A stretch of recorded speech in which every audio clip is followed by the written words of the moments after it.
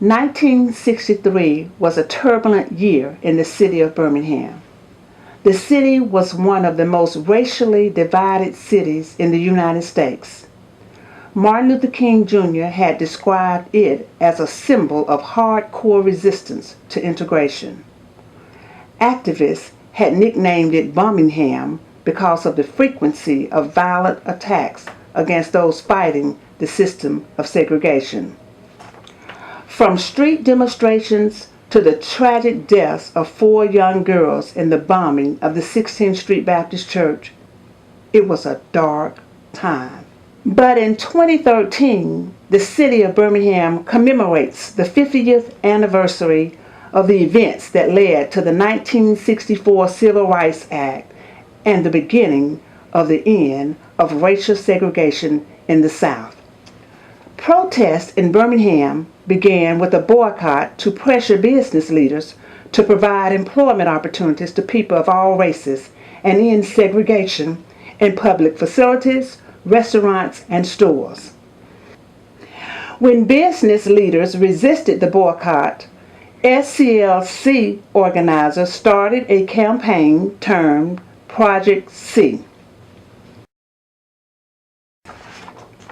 Project C stands for confrontation, which used a variety of nonviolent methods of confrontation, including sit-ins at lunch counters and marches to the county buildings to mark the beginning of a voter registration drive, which was to fill the jails with protesters to force the city government to negotiate as demonstrations continued.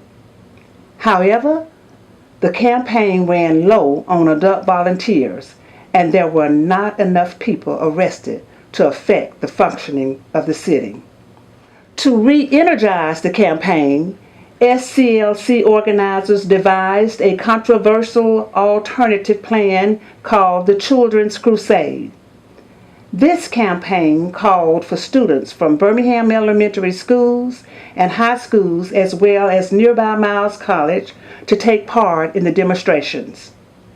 Civil rights leaders disagreed on whether to use students as part of the movement, but SCLC organizers believed that children were appropriate for the demonstrations because jail time for them would not hurt families economically as much as the loss of a working parent. It was also determined that high school students were a more cohesive group since they had been together as classmates since kindergarten. In May of 1963, me and 3 other friends of mine, we left school. We caught the bus and we went down to 16th Street Baptist Church where Dr. Martin Luther King and Dick Gregory and a lot of civil rights leaders was having a meeting in the church. And they was getting the young people ready to take them out the street to march.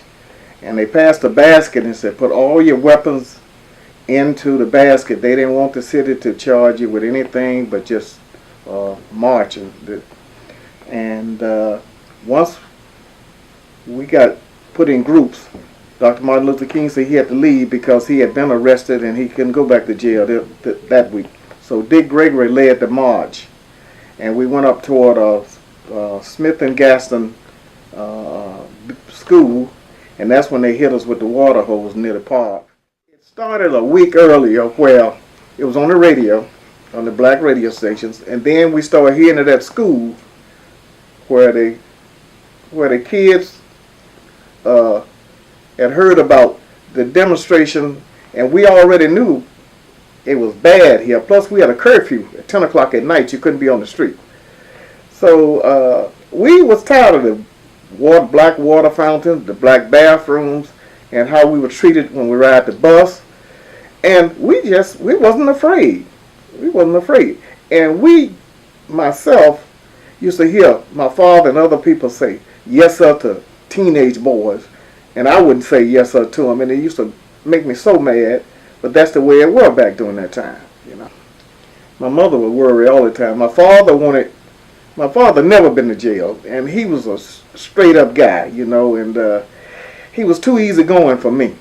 Oh, used to rub me the wrong way, and I'm saying sir to my father, and he's saying sir to a guy my age. Boy, that thing used to bug me. It really did. my father used to work part-time at a Catholic church up there in Pratt. And I used to go up there to help him clean it. So when we finished, I go out on the basketball court and I played basketball with the white kids. I was the only black kid there. We were all the same age. And then one day my father told me, he said, hey, I don't want you out on that basketball court anymore. I said, why?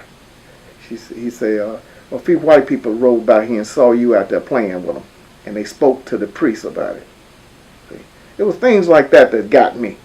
Now, they had concrete basketball courts and stuff, and we had to play on dirt, you know. So there was a lot of things that rubbed me the wrong way, you know.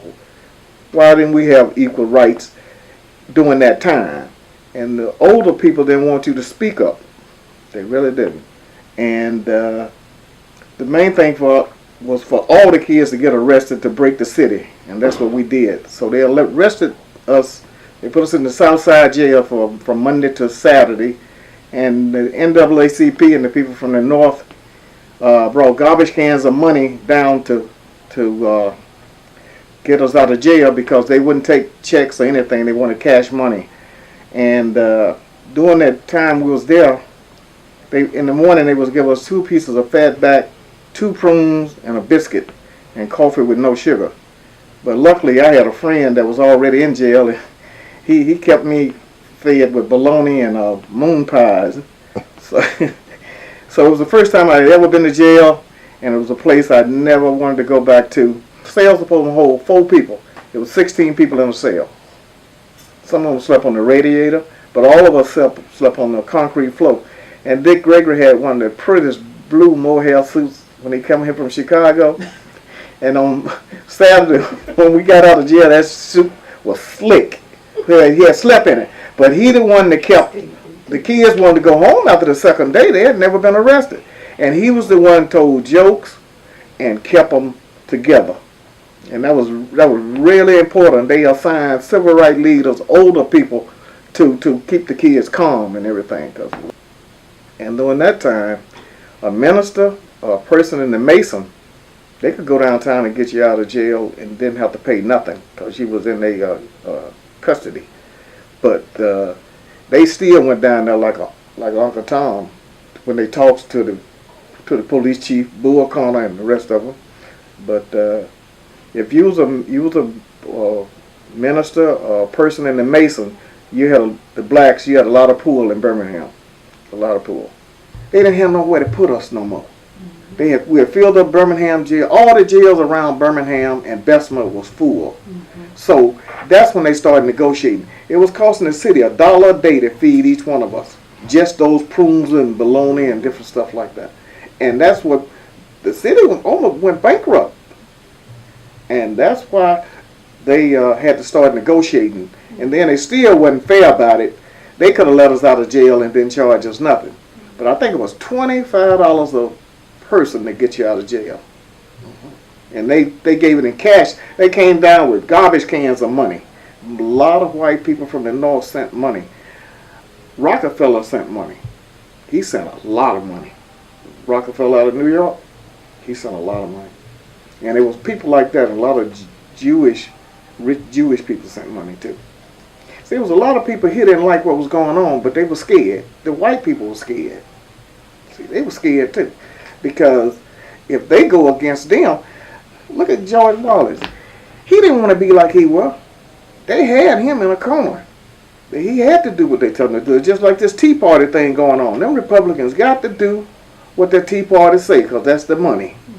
If they want to get reelected again, they got to do what they ask them to do. It's all politics. Yeah. And as soon as I graduated Western Nolan High School, I left Birmingham, Alabama, and I returned. I moved back in 2004 and bought a house, but I moved back permanently in 2005. So that's my story of what happened and during the demonstration. And I never forget it, and I see the city have changed a lot since I moved back. And that's my story. A drum major for justice and equality, Mr. John McCree played an intricate role in his contribution to help eliminate unequal treatment to black Americans in Birmingham, Alabama, and to pressure the municipal government to change the city's discrimination laws that would open doors to negotiations. Now, 50 years forward, we are coming together to commemorate the movement that changed the world and to celebrate those who sacrificed so much to make it happen, armed with nothing more than hope in their hearts, a prayer on their lips, and the winds of freedom at their back.